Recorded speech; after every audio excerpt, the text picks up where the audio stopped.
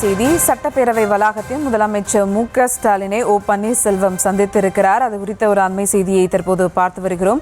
மேலும் விவரங்களோடு இணைகிறார் செய்தியாளர் பாரி கார்த்திக். வணக்கம் பாரி கார்த்திக், விவரங்கள். வணக்கம்.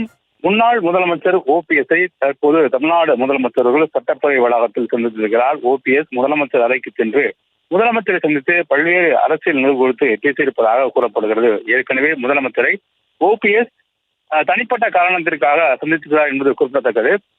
முதல் முறையாக தற்போது ஓபிஎஸ் அவர்கள் முதலமைச்சரை சந்திக்கவில்லை. ஏற்கனவே சந்தித்த போதும் தற்போது இந்த அரசியல் சூழல் வருகின்ற 2026 சட்டமன்ற தேர்தலுக்கு பல்வேறு கட்சிகள் பல்வேறு கூட்டணிகளிலும் தற்போது தனியாக, அதாவது ஓபிஎஸ் ஆதரவாளர்கள் நிறைய பேர் அவரை விட்டு விலகிய பிறகு தற்போது ஓபிஎஸ் அவர்கள் மீண்டும் அரசியல் அவர் சேருவதற்கு அதிமுகவிற்கு அழைப்பு கொடுத்தார். வெளிப்படையாகவே எடப்பாடி பழனிசாமி அவர்களிடம் மீண்டும் நான் அதிமுகவில் இணைகிறேன் என்றெல்லாம் கூட அழைப்பு கொடுத்தார். ஆனால் ஓபிஎஸ் இடம் இருந்த முன்னாள் எம்எல்ஏக்கள் வைத்தியநாதன், மனோஜ் பாண்டியன் உள்ளிட்டோர் திமுகவில் இணைந்திருக்கிறார்கள். இந்நிலையில் இந்த சந்திப்பு முக்கியத்துவம் வாய்ந்த சந்திப்பாக கருதப்படுகிறது. ஓபிஎஸ் திமுகவில் இணைவதற்கான வாய்ப்பு இருக்கிறதா என்ற ஒரு கேள்வியும், ஏற்கனவே ஓபிஎஸ் அதிமுகவில் ஒருங்கிணைப்பாளராகவும் அதே போல உயர்பட்ச பதவியாக இருக்கக்கூடிய ஒருங்கிணைப்பாளராகவும் முதலமைச்சராகவும் கூட இருந்திருக்கிறார். இந்நிலையில் அவர் திமுகவிற்கு செல்வாரா உள்ளிட்ட பல்வேறு கேள்விகள் இந்த அரசியல் விமர்சனமாக உள்ளது. இந்நிலையில் ஓபிஎஸ்ற்கு இதை விட்டால் வேறு வழியும் இல்லை. அவர் கட்சியில் அரசியல் இயங்க வேண்டும் என்றால் அவர் தனியாக அரசியல் செய்வது சாத்தியமில்லாமல் இருக்கிறது. ஏனென்றால் அவர் கூட இருந்த அனைவருமே தற்போது, அதாவது அதிகபட்சமான ஆட்கள் தற்போது வெளியேறிவிட்டார்கள். குறிப்பாக முக்கிய நிர்வாகிகள் எல்லாம் அவரை விட்டு வெளியேறிவிட்டு வெவ்வேறு கட்சிகளும் இணைந்து கொண்டார்கள்.